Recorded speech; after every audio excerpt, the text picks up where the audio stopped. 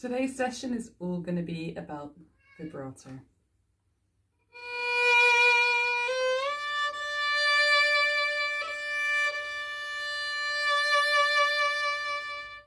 So many of you will know what vibrato already is, and some of you won't. So you've probably noticed when violinists are playing, they will shake their left hand or arm, and it will make a sort of vibrating sound, a bit like the human voice, which fluctuates on the note. So what actually happens is we take the actual note and fluctuate just below the pitch and then back up again. So we don't go above the pitch, but just below it. So how that works is, if you look at the finger, then the finger goes from being upright, where it normally would be, to just below, to rocking backwards, so the pitch goes below and back to upright again. So how that sounds is, so you're going ooh. Okay, so I'll show you that again in slow motion, so have a good look here.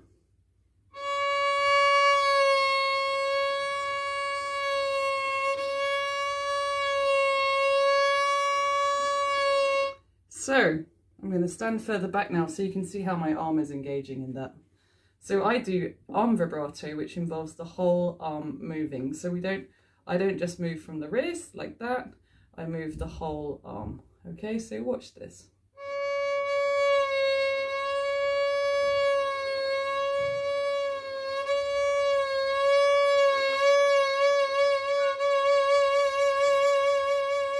And the beauty of arm vibrato is it gives you full control over the speed of the vibrato. So you can do a very slow one or a very fast one. Sometimes I like to incorporate a bit of wrist as well, because that helps me to go even faster. So if I'm playing a really fast piece of music, it would sound like this. Okay, but today is just going to be about arm vibrato, because I think that is the best one for everyone to learn as an all-rounder, because it stops you from only being able to do one speed of vibrato, which can sound a little bit unsettling. So if you think about it, I'll give you an example of how that would work. So if you were playing a very slow piece of music and you were playing very fast vibrato, it can make you feel a little bit sick. So let's just show you how that would translate.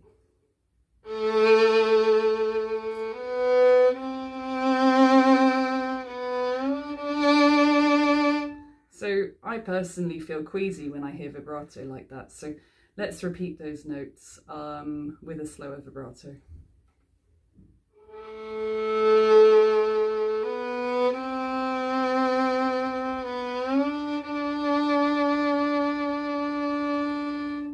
So if you're looking to correct a very fast tight vibrato to a nice slow relaxed natural one, or if you've never played vibrato at all, then this video is going to be for you. So first step, you need a relaxed arm, a very, very relaxed arm to do vibrato. And the movement is like this. It's a concertina effect. So if you think about what the inside of an accordion looks like, so accordion is this instrument with the piano, the keys on the side and the buttons on the side, or what bellows for a fireplace look like. So these things that you blow open fire with. Now the arm should be concertinaing like the inside of an accordion.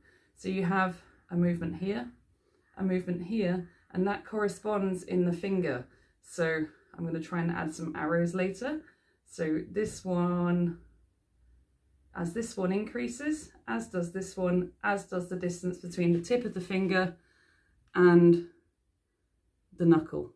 So if you look at it close up like that, as I move the whole arm, the palm moves backwards. Now we keep the wrist in alignment. We don't bend the wrist like that when we're doing arm vibrato.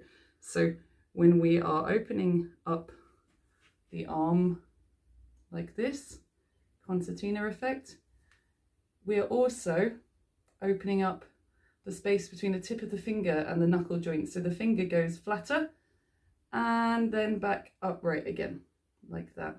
Now, if you have any tension in your arm, please watch my left hand thumb position video, which I will link below, because you'll need to watch that one first in order to do the vibrato. And I won't explain everything I explained in that video again, just because I don't want everybody who already has seen that or already has a relaxed arm to have to spend half an hour while I explain that as well.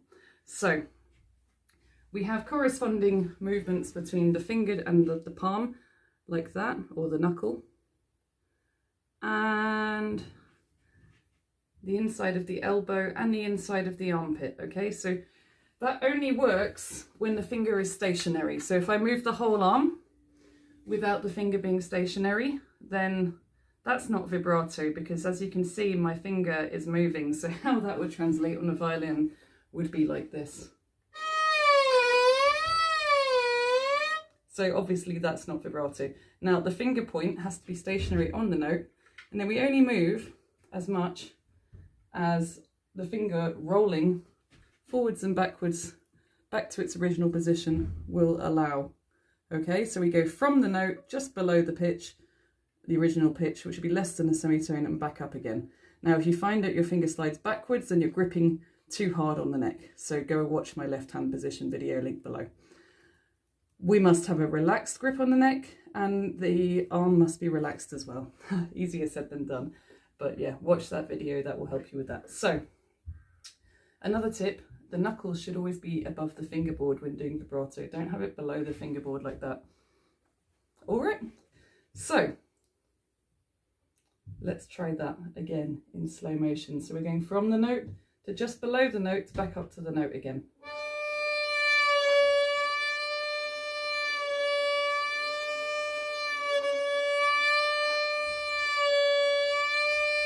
Okay, so how can you start your vibrato preparation? So what I would recommend is, first of all, trying to see how it feels to have a relaxed arm. So if you're not used to having a relaxed arm, this will seem a bit alien to you. Now you just place the violin in guitar position like so. So under the right arm, as I'm doing. Place the thumb on the side of the neck and let the left arm swing freely. Completely freely, like this, like so. Okay, and when you get used to how that feels, so you might have to spend a week just swinging freely if your arm's really tense, because you might be going, oh, I don't know how to swing freely because my muscles are engaged. And if that's the case, I want you to spend a week swinging freely from the side of your violin every day for 5 minutes. Okay? Now, when you get to the point where you can swing freely, and that means you can feel the weight of the arm and it's completely tension-free, then you can add a finger. Now, I would recommend starting in a higher position than first, because otherwise these are going to get in the way the first time you do it, because you won't be used to it. So you'll be going, oh gosh, the tuning pegs are in the way. So try bringing your hand a little bit higher. So like second or third position is ideal. Okay. So now I want you to place your thumb on the side of the neck, second finger on the violin, roughly 1 inch in front of the thumb. Keep the knuckle above the fingerboard. So as you can see here, here's my knuckle, not below it like that, above it, and the wrist in alignment. And then I want you to try swinging freely whilst keeping the finger on the violin. So that way you should get a rocking motion, okay? Don't allow the wrist to get involved. So let me just adjust my camera slightly so you can see what I'm doing better. So do not bend the wrist. So I don't want you doing this, okay? That is not what we're looking for here. We're looking for the whole arm movement. Like that. So the arm goes away from the side and back to the side again, away from the side and back to the side again, away from the side and back to the side again. So that should be quite a free movement. So if you're doing it properly, it should feel like you're just swinging your arm. Okay, so let's show you that close up. Can you see my finger here? So we're going from upright to backwards, upright to backwards. It can help to put your attention in the palm, in the center of the palm, and imagine that moving backwards and forwards along an imaginary line. Okay, because that will stop you from engaging the wrist, because if the wrist is bending, then your palm would not be able to move forwards and backwards along an imaginary line. I like to imagine I've got a hole in the center of my palm and there's a line through it, like a piece of doweling or a fishing line, and I'm moving up and down like that. That way you're not going to be rotating from the wrist. Okay, so just try that. Now, that could be your second week's worth of exercises to do. So once you've done that and you've got comfortable with the idea of rocking from the finger using the arm movement, then you can practice vibrato. Aha! So we put the hand on the instrument. My thumb is 1 inch behind the second finger, and I'm going to start roughly in third position. Okay, so it doesn't have to be exactly third position. If you can't, you know, just slightly higher than first position. Okay, so now we're going to make a ninor sound. Now, if your nails are too long, you won't be able to do this, so go chop them now. You should be able to stand your finger upright, like that, without the nail getting in the way. And actually right now mine is slightly too long. Let me show you. So I'm a massive hypocrite. Look at that. What a long nail that is. Now I always get these lovely long nailed people come to my lessons and I have to get them to chop their nails off straight away. So that is too long because I can't stand my finger upright with the nail not getting in the way. So bad me, I should have chopped them this morning. Haha. Okay, let's try that. So now we're going to pop a metronome on, ideally. I'm not going to use a metronome today because it's on my phone and my laptop is in a bag in that cupboard. So we're just going to imagine there's a metronome, which you may be able to do. But start at a very slow speed, something like 40 or 50. And I want you to do one vibrato oscillation per beat. So imagine we're going, it will sound like this.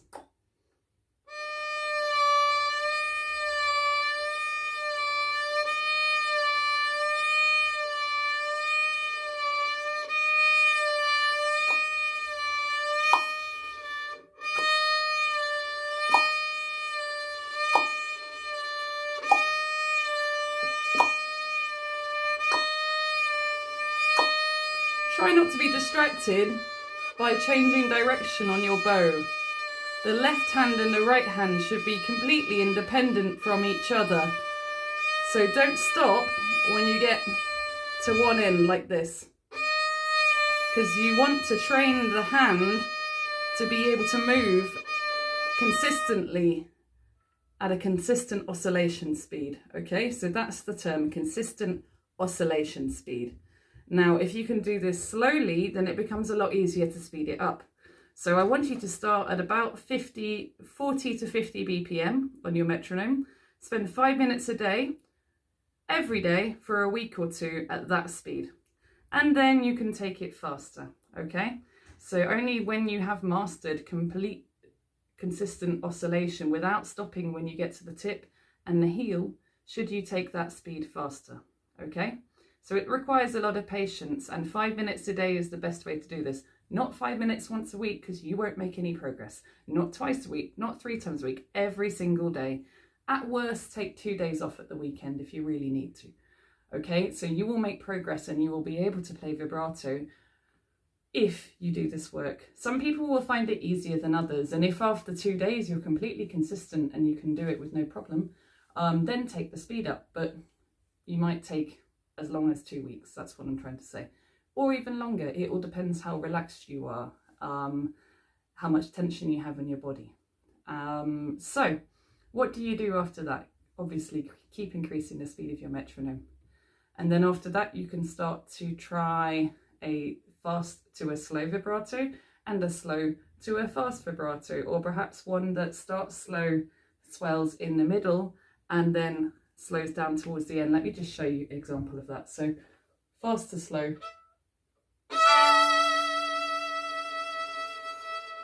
Slow to fast. One that swells in the middle.